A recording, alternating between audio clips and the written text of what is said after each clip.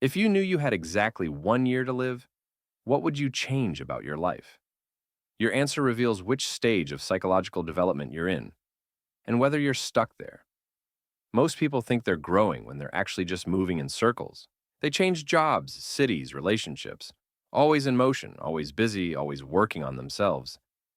But beneath all that movement, they're psychologically frozen, stuck in patterns that feel like progress but lead nowhere. I spent years thinking constant change meant constant growth, new countries, new ventures, new experiences, but I was wrong. I wasn't evolving. I was avoiding evolution. I was stuck in a stage of development that I didn't even know existed. Here's what no one tells you. Human psychological development isn't random. It follows predictable patterns. There are four distinct stages, each with its own focus, challenges, and traps. Most people get stuck in one of these stages for decades, sometimes forever. Understanding which stage you're in changes everything. It explains why certain goals feel empty, why some relationships drain you, why success in one area leaves you feeling hollow in others. By the end of this video, you'll know exactly where you are, why you're stuck there, and how to finally move forward. Stage 1. The mirror. We enter the world completely helpless. Can't walk, can't talk, can't survive alone. Evolution has wired us with one primary survival mechanism: imitation. We learn everything by watching and copying. First, the basics: walking, talking, eating. Then, the complex social patterns that allow us to function in human society.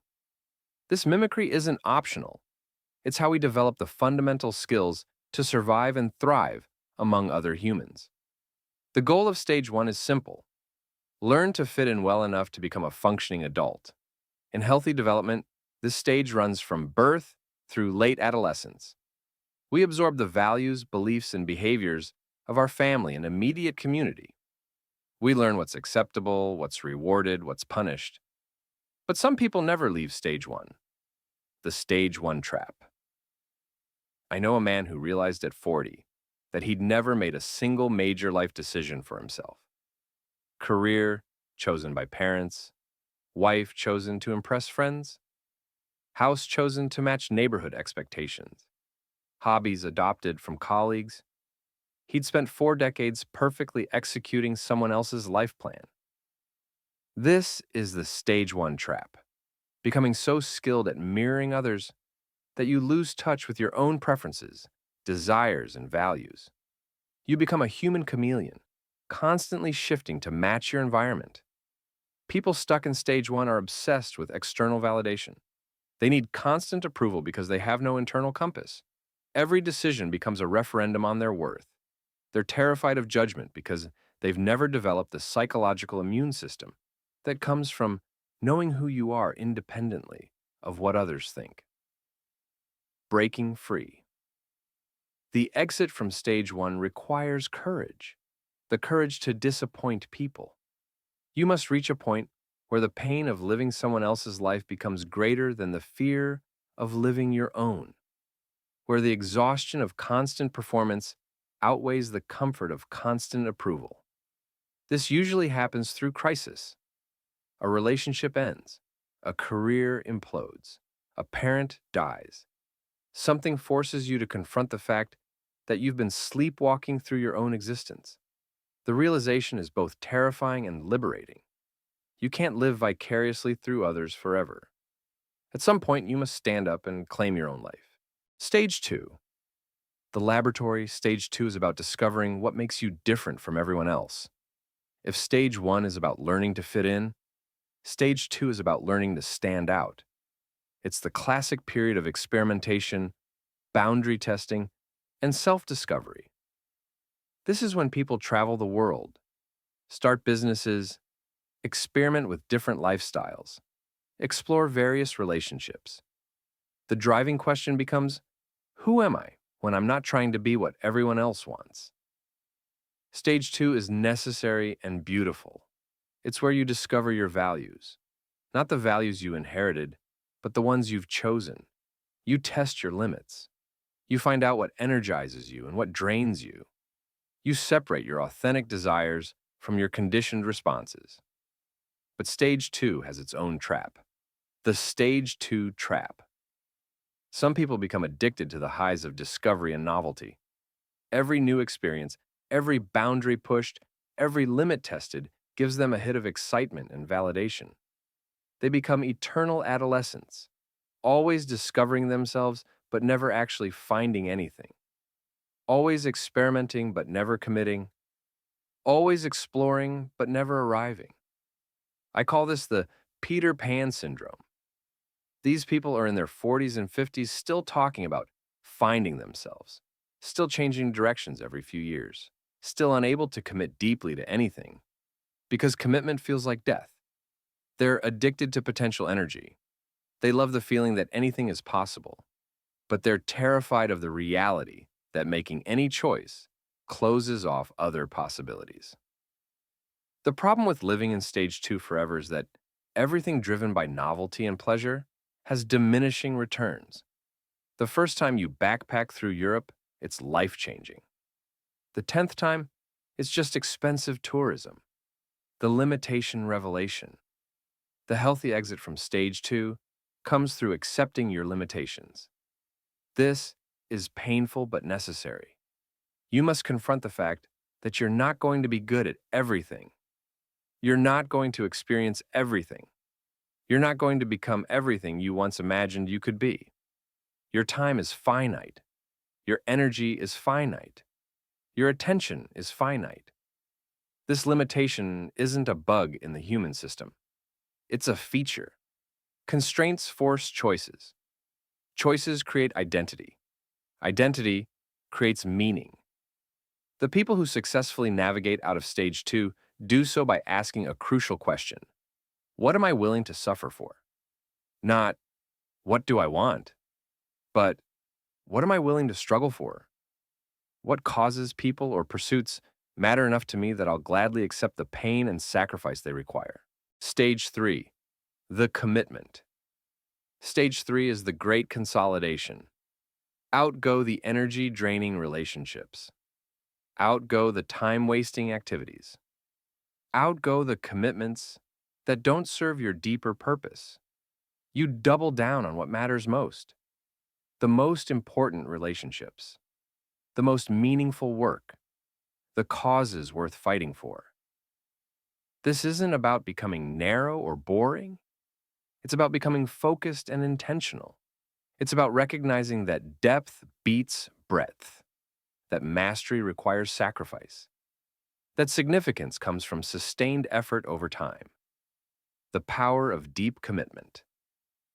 In stage 2, you're sampling the buffet of life. In stage 3, you're mastering the art of cooking. Stage 3, people develop what psychologists call crystallized intelligence, the deep, nuanced understanding that comes from sustained engagement with something meaningful. They build things that matter. They develop relationships that compound over time. They create work that reflects their values and serves something larger than themselves. This is where most of life's great achievements happen, not in the experimental phase of stage 2, but in the committed phase of stage 3. The stage 3 trap. But stage 3 has its own shadow. Some people become so identified with their commitments that they can't let go when it's time to move on. They're the executives who can't retire, the parents who can't let their children become independent adults, the activists who can't pass the torch to the next generation. They confuse their identity with their role. They mistake their worth for their productivity. They fear that stepping back means becoming irrelevant. This is the trap of success. When you've built something meaningful, when you've achieved recognition and influence, it becomes harder to imagine yourself without those things. Stage 4. The legacy. The shift from hero to mentor. Stage 4 isn't about doing more. It's about letting go at the right time and in the right way. People in stage 4 have spent decades building something meaningful. A family, a company, a body of work, a movement. They've achieved what they set out to achieve, or at least gotten as close as humanly possible. Now they face a different challenge. How do you transition from being the one who builds to being the one who teaches others to build? The healthy stage 4 person realizes that their ultimate legacy isn't what they accomplished, but what they enabled others to accomplish. They become gardeners of human potential rather than performers on the stage of life. The mortality mirror. Stage 4 forces a confrontation with mortality that earlier stages can avoid. Young people can pretend they're immortal. Middle-aged people can distract themselves with ambition. But older people face the reality that time is running out. This creates what Becker called death anxiety, the fundamental fear not just of dying, but of disappearing, of becoming irrelevant, of being forgotten. Some people respond to this anxiety by clinging harder to power and relevance.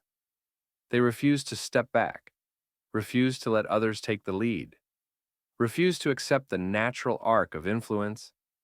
Others give up too early, retreating into comfortable irrelevance, resigning themselves to being observers rather than participants.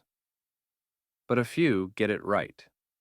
They realize that stage 4 isn't about being the hero anymore. It's about being the wise guide who helps others become heroes. The pattern of transitions. Growth isn't linear.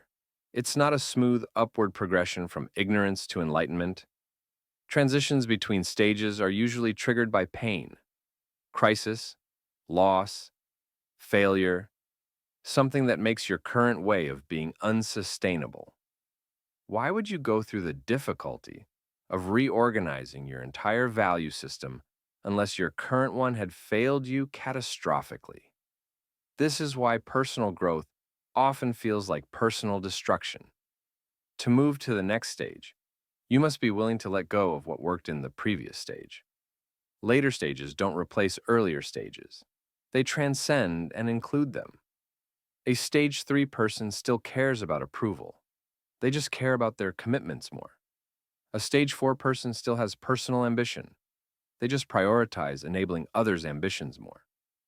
The backwards solution. The way forward in each stage is counterintuitive. To move beyond stage 1, you must accept that you'll never please everyone, and therefore, you must make decisions based on your own judgment. To move beyond stage 2, you must accept that you can't do everything, and therefore, you must choose what matters most and commit to it. To move beyond stage 3, you must accept that your time and energy are limited, and therefore you must focus on helping others continue what you've started. To move beyond stage 4, you must accept that even the greatest individual influence eventually fades, and therefore you must find peace in having played your part well. Where are you? Most people watching this are somewhere between stage 1 and stage 3. Very few people under 50 have genuine stage 4 concerns, though some people prematurely worry about legacy as a way of avoiding the real work of their current stage. The key question isn't, which stage should I be in? But, which stage am I actually in and what's keeping me stuck there? If you're constantly seeking approval and living according to others' expectations, you're in stage 1. The work is developing the courage to disappoint people in service of your own growth. If you're endlessly exploring and experimenting but never committing deeply to anything, you're stuck in stage 2. The work is accepting your limitations and choosing what to give your life to. If you're deeply committed but struggling to let go of control or transition to a mentoring role, you're dealing with stage 3 issues. The work is learning that your significance can grow even as your direct involvement decreases. The ultimate question. In the end, these stages are all variations of the same fundamental challenge. How do you create a meaningful life in the face of uncertainty and mortality? Each stage offers a different answer, appropriate to different life circumstances and psychological capacities. But the meta lesson is this: growth requires letting go. To become who you're meant to be, you must be willing to stop being who you've been. The people who seem to flow effortlessly through life aren't the ones who avoid these transitions. They're the ones who embrace them. They understand that getting stuck is the real death, not the temporary discomfort of moving forward. Your stage is not your identity. It's just where you are now. The question isn't whether you'll face these transitions, it's whether you'll navigate them consciously or be dragged through them unconsciously. The choice, as always, is yours. If this framework helped you identify where you're stuck and how to move forward, hit that subscribe button.